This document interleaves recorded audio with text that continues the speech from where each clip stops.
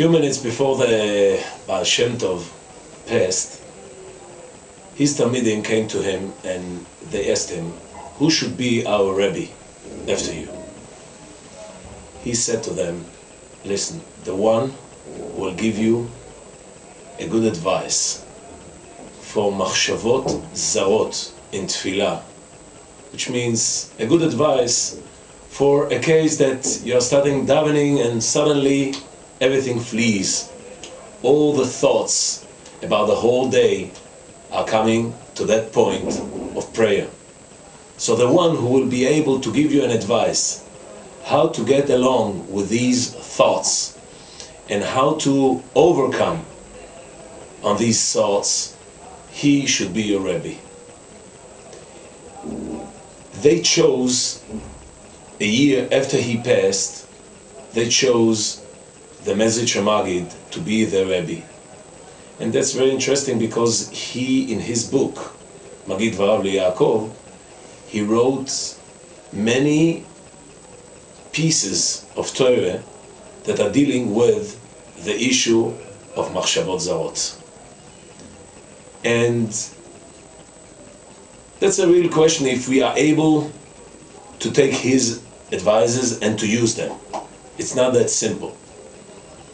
But the issue of Machshavot Zarot, of these thoughts, is so important and so unique that the Baal Shem Tov decided to make this issue to be the main issue, that according to that, they will choose their Rebbe.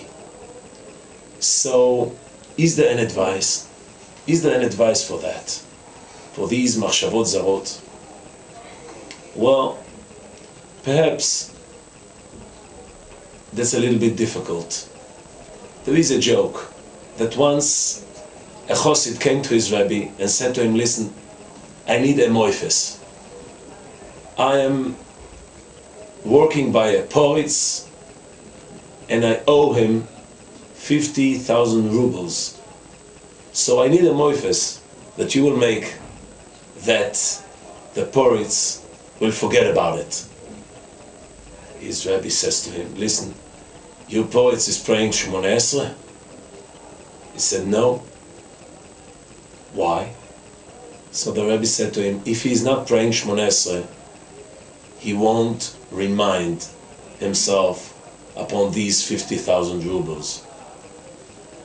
And that's a joke that is a little bit sad because all our thoughts of the day are coming together at that point when we are standing and praying.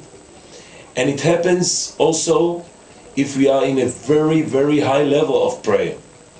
That at the middle of a very high degree of prayer, and we are so involved emotional, and suddenly, sometimes because of any association, sometimes because a word in the prayer took our minds, our thoughts, and suddenly something happens and we find ourselves dealing with totally another issue, but not a prayer. What should we do? It makes us very upset. We are trying to concentrate. Sometimes you watch young bochim praying, you see that they are doing like actions like this, trying to throw away the thoughts. The thoughts are not a fly. They won't fly when you will make like this. It doesn't work. So how to deal with it? I don't claim to have an advice, a real advice for that. But I can quote an advice that appears in many Sfarim of Rav Nachman.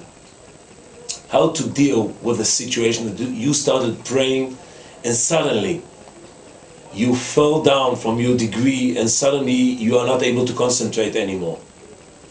And he says, once you fell down from a very high degree of prayer, start from the beginning. Don't try to catch up. Don't try to fly again. Just start from the beginning. Take the siddur, put your finger in it, and just start from the beginning. every word, every sentence. Just get stuck to the words. What does it say? Just so simple. Ata, you, chonen la'adam da'at. You give a person the ability how to think, to say a good svara. Chonenu, please, give us.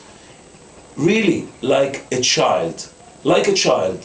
Don't try to catch high level of thoughts. Don't try to catch, very deep thoughts, or to make any kavone or something like this. No, it's not the time now. You fell down already.